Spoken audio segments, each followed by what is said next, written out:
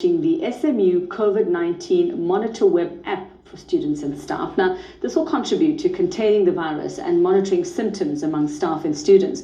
It'll also alleviate pressure on government and other health professionals to provide regular screening for the university community. Let's find out more about it now. We'll chat to Professor Lekan Ayo-Yusuf. He's the SMU Acting Vice Chancellor. Prof, good morning and thanks so much for your time and well done on the app. So give us some idea as to how it actually works. Good morning. Thank you very much. So basically, we are expected by regulation to screen daily our employees, and that will require quite a significant number of staff. Over and above that, if you have to have a paper screening, you have a lot of contamination that could be happening as well. So it was just a reasonable thing to do to get the process onto an app that gives us proximity to the data to be able to act quite swiftly. There is also the higher education sector requirement by higher health that this data screening should happen. So we then thought about how best to do this without having to subject people to data. As you probably know, the sector is negotiated with all major network providers for what we call the zero-rated websites or educational websites. So we developed this as a web app, but it's actually part of our website and it doesn't cost you data to actually get onto it. All right, in terms of giving you now information about your students, your staff, the virus and symptoms, I'm assuming it asks a whole lot of questions. What are the things you actually ask them? Right, because it's quite important for transmission to locate hotspots. So it does have questions as detailed as room numbers and residents. So where we can easily pick up in the database if there is a hotspot that's happening in a particular resident of the campus or off campus. So basically it asks you the questions around age. For staff also, there's a question about any pre-existing chronic condition, over and above the usual sequence or questions around symptoms. So we've got 2 pages, easy, simple, quick. The first page asks you about your symptom, and the second page about this basic data. And as often as your symptom changes, you can actually report. They don't have to complete the basic data again. This goes to a doctor, the campus health. So the campus health doctor logs in, and on a daily basis, you can see what is happening because they're all color-coded. So if there's amber or red, the doctor can actually click on that and call up the student or the staff.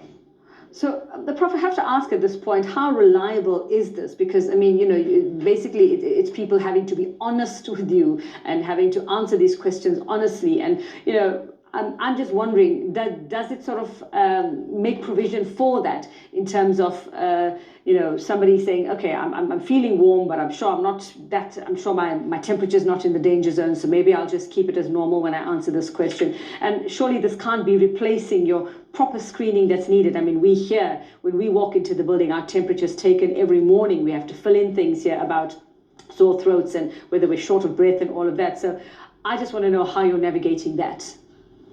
Well, it definitely does not replace any of that. So what we have, in addition to this, we're going to be putting up fever scanners at all entrances to the residence and to the main gate. So this is actually in addition to that. And of course, all resource that the government has provided, it does not replace any medical consultation. It basically gives you a link to the campus health.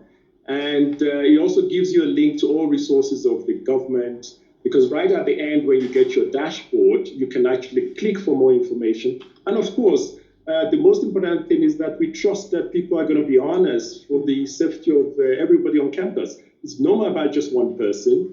COVID fight is all our fight. All right, so just take us through, you said then your response team will be able to act swiftly with regard to when it comes to things like quarantine or isolation. So just very quickly for us, the path of that information, and you were telling us about that, you touched on it just now. Right, so the user completes and submits the information. Immediately it's available to six medical professionals who are part of what we call the SME COVID-19 response team. They are registered medical doctors, so they're the only ones. They have a secured email, personnel number, and password, pre-approved doctors that can access this. So any of them could then scan through and ensure that basically the alert is the amber and red coded scores. So it comes up with a risk scores based on your travel history and your symptoms that you've indicated there.